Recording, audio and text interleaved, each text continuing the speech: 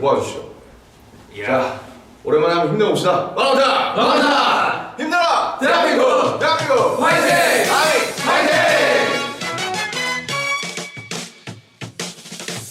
Welcome to YouTube's favorite K-pop show, DK News. Danny Kim. David. Today we have lots and lots of hot ST. First off, we have hoodies. hoodies that you can buy right now. Go buy them. A lot of people are buying them. A lot of people are buying them. They're awesome. First off, we have Dae Kim asking the public to stop violence against Who's Daniel Dae Kim? Asians. He's the dude from Lost. Second, we have this drummer guy that's from an idol band that got kicked out of the band because he broke a drumstick. Last but not least, The most horrible and disgusting news ever in Korea. It's called the Nth group chat. I think it's like Burning Sun times 100. Anyway, on to the first news. Dae Kim, the Korean American actor known for his role in Lost, 단 한 분만이라도 행복하고 싶은데 왜 나과 지출은 posted on March 11th that he's been diagnosed with the you-know-what 19. We can't say that. He posted a video on his Instagram telling people to take this seriously, as younger people have been kind of taking it lightly. They don't These really young care. dudes. They don't wear masks because most of the times they only experience very light symptoms or no symptoms at all. And then he emphasized how everybody should stop hate and violence against Asian people, especially in America, as it's become essentially global, and you could catch this anywhere, as he did in New York City. There's been a number of acts of violence against Asians and hatred against Asians since the you-know-what began, and I also want to say that this is not okay, and we should fight this together, because I know everybody's been watching this inside their homes, and don't hate Asians, guys. Next news, drummer gets kicked out of a group for breaking drumsticks after 8 years of training. This is a bit of an old news, but we felt the need to get this story out. On March 8th, Victor Han, the drummer from a rookie idol group called About You, allegedly got banned from appearances on the TV station SBS, one of Korea's biggest TV stations, for breaking his drumstick during a live performance on Inkigayo. Apparently, they deemed that this was too violent and a show of anger, and due to this incident, he was also cut from the group altogether. The CEO told him that he acts too wild and unexpected, saying he might take off his clothes next or stand up from the drum set, which is, I don't know if that's such a crime. And this was just 3 weeks after his debut, which he has spent 8 years as a trainee prepping for, and that just sucks overall. I feel so bad for him. Victor stated all of this information on his YouTube channel, which he started shortly after being cut. He also said that he didn't tell his mom yet that he had been kicked out of the group, and that if any one of the viewers knows his mom, they shouldn't tell her before he gets a silver button. And he has like 18,000 subscribers. 180,000 subscribers right now, so he can probably tell his mom. And his story went viral in Korea, and people questioned why SBS would be so stuck up, especially when previously other artists like G-Dragon have broken guitars on stage fine without anyone banning him.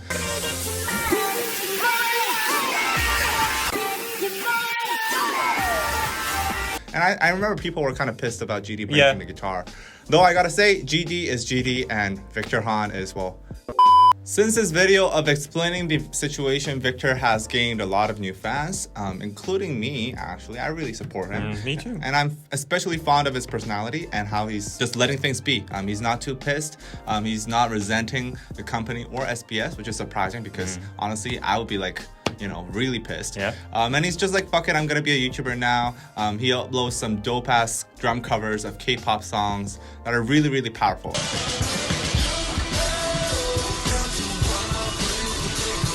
So everybody should go watch. And BTS also, on cover. Right, Yeah. and he's really hot too. Shirtless in these covers, and this dude looks really great. And I just wanted to give a platform to Victor because, he's gone through some shit, like prepping for 8 years and then being cut from a group just because he broke a freaking drumstick. It's a rock group, man. I know. Like that's so dumb. I know. Everybody go to Victor Han's channel. It's so dumb that SBS banned them because this is the reason why K-pop can't expand and grow, because they have so many restrictions. I'm always so pissed about this whenever I work with K-pop entertainment labels or whatever. They have so many restrictions. Not a slight thing can go out there. This one group, I won't name which group, they told us that in a certain part of the interview we were talking about Twice, the guys got too excited. It wasn't like, oh my god, I want to date They got Twice. too excited. It was like, oh, Twice! Yay! Yay! But it was like, oh,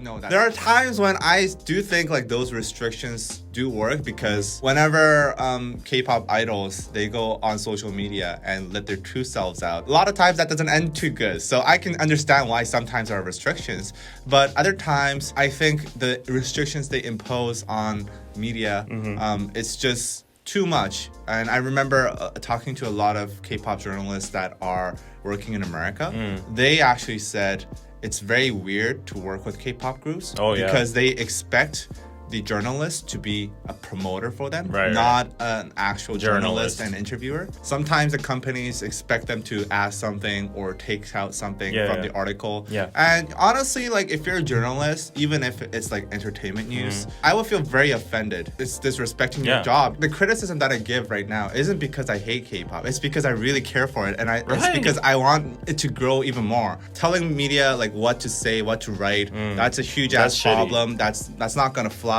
in anywhere outside of Korea.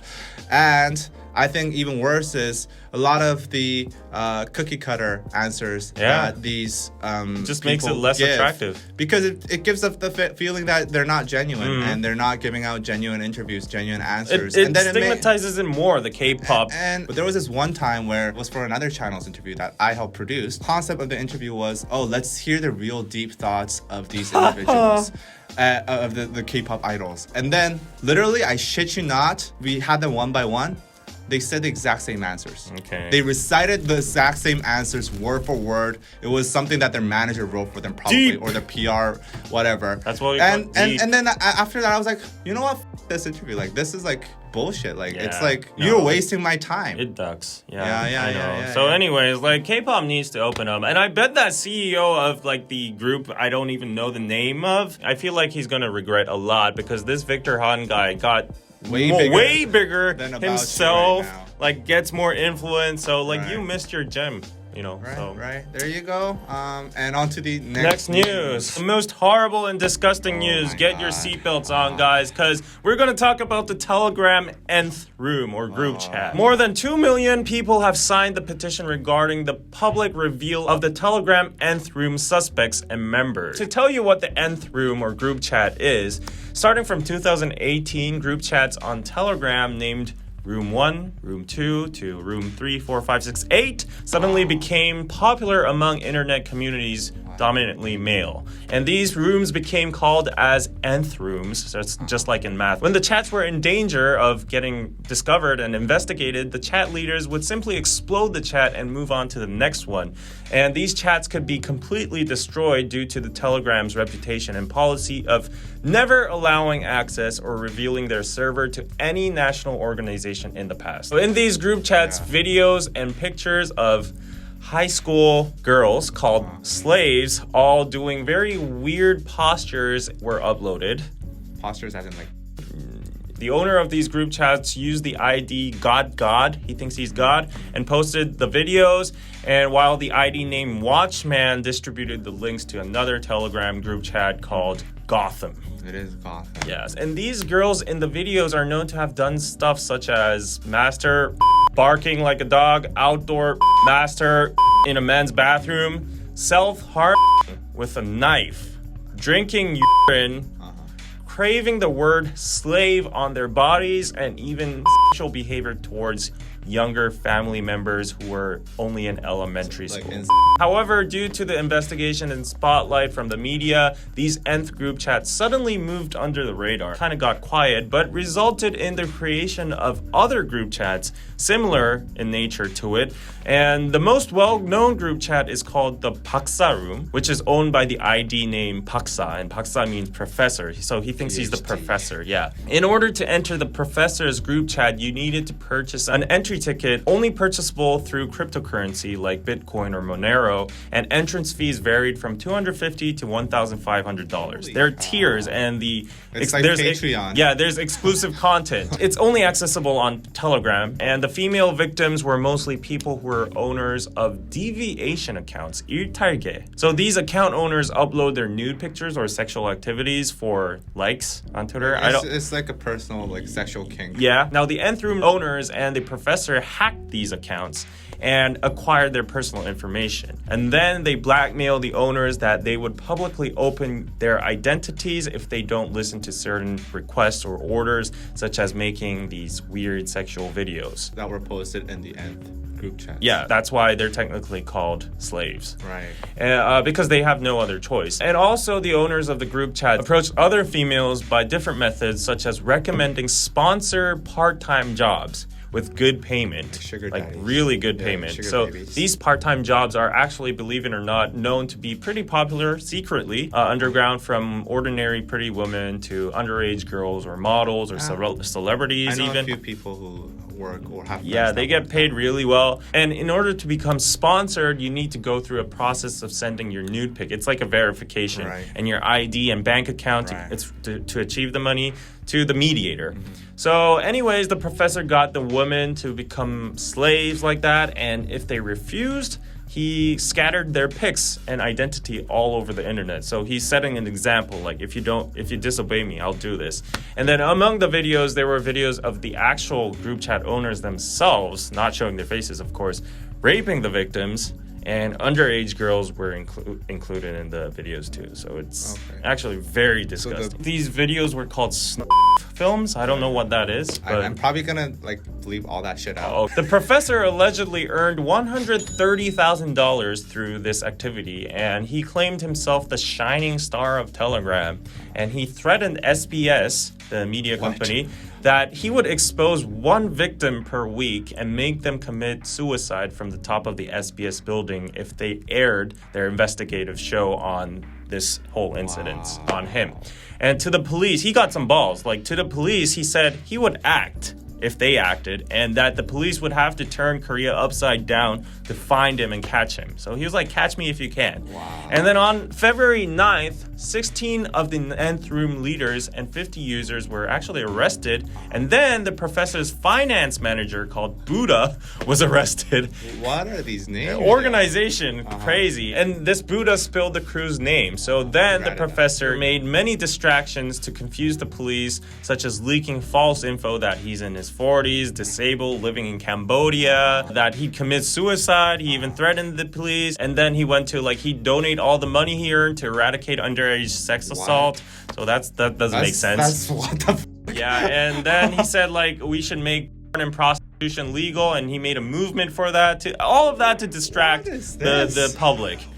And then finally, on March 16th, the police arrested the professor and 14 of his crew. God. The professor was revealed to be a Mr. Cho in his early 20s. Early 20s? Yep. And he tried to hurt his throat during custody and also pretended to have the He's just a full package. Yeah. According to the news sources and feminist organizations, 250,000 people are known to have participated in the Nth Room. So this was the background to the infuriated petitions, and people are requesting to reveal the identities of the users of the group chat and punish them alongside with Professor Cho. So in the past, many serial killers and heavy criminals have been revealed of their faces. So the consensus is that the professor's face will be likely revealed soon. Actually, that's being decided tomorrow. And in the meantime, there is a chaos of comments. This is like the consensus. Penalize all the users and providers. We need to fix the law and reveal all their identities and bury them from society. This is the solution to the current debate on animal testing.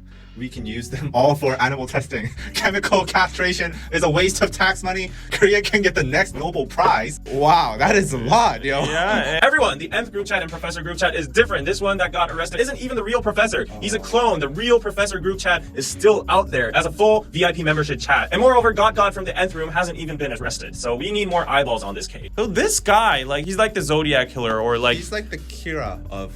Exactly. He's like the Kira of Death Note. Like, so this actual person is saying that he's not the actual professor himself too. Why is he arrested? Because he did actually operate a clone room. That's what the people are saying. So it's not the actual professor room. Yeah. It's like a professor room that's like a copy of the actual professor room. Exactly. And that's very feasible because the nature of this is called the Nth Room. So like room after room, like, you know, you never know which one's the original, which one's the subsidiary. There's a lot of these similarly operated rooms. Yeah. These people are disgusting. I guess they saw this was like very lucrative. The things I reported today, like probably all be bleeped out. Right. They're like the tip of the iceberg. Right. We're talking dark web level. There's reports that some of these people that had their identity revealed because they didn't follow orders of the professor, they committed suicide and stuff like that. Right. Actually, yesterday on Naver, the first trending word, guess what it was? Mbamba? No. How to delete Telegram account. Wow. That is probably searched by all those users at once. What the petition is saying is that we need to reveal the identities and faces of all the users and the providers of the content as well. Do you agree to that? Should we reveal faces and identities of all users as well? They should. In the sense that these people were enjoying blackmailing other people with their credentials and their identity and making them do stuff that they did not want to do, and that's like very, very terrible. In that sense, I think the way justice should be served is these people have their identity revealed and see how that goes. But I would also say, I don't think society can afford this. To have their identity revealed. That's the thing. Some people are claiming 260,000. They're gonna be like committing more crimes maybe. They have the ability to withstand and enjoy such type of content. I'm not saying they shouldn't be punished, but at the same time, it's like I think we should make an example. We should make a clear-cut example out of this and say, don't duck with shit. Don't duck with this kind of shit if you don't want to ruin your life like these guys. Like, I think our society has had enough because the Nth Room wasn't the first case. We had I know. And we had all these weird-ass things on the internet, and it's about time that we eradicate it. I think these guys who consume this kind of content, like willingly paying their own money, these guys, in a way, helped distributing and helped making the system of that whole thing. So I think of them as accomplices of crime. They're not just mere porn watchers. I don't know about their faces and all. Right.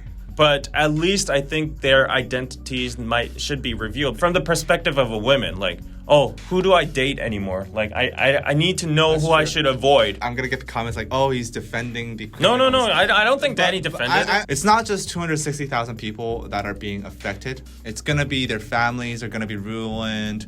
You know, there's going to be a lot of issues in society. And these people, if they're going to be criminalized and if they're going to have their identities revealed, there could be more crimes. They're going to lose their jobs, which is, I think, is fine. I think it's fine that they're losing their careers over this. But then like the innocent people, the rest of the Korea will have to face the consequences too of these people having, you know, no jobs, more crime, lost families.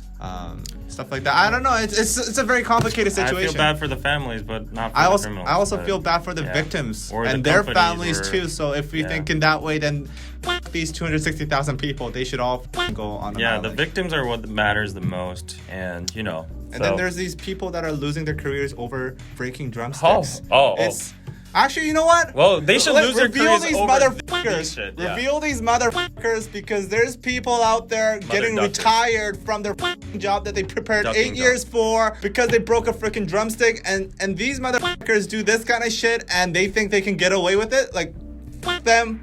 Reveal these motherfuckers and put them in jail. Actually, don't even put them in jail. Put them in a freaking island and do a battle royale. Oh, so you agree to the animal testing comment? Exactly. I don't want to waste my tax money on feeding 260,000 motherfuckers who are like making, you know, like high school girls do some shit. Okay, so like you can go fuck yourselves in the ass 500 times. It's been about 12 hours since we filmed DK News, and we were about to publish it, but now we have some breaking news from SBS. They revealed that the professor's identity is a 25-year-old male named Cho Ju-bin. About 74 women who have been confirmed as the victim of Cho's ways.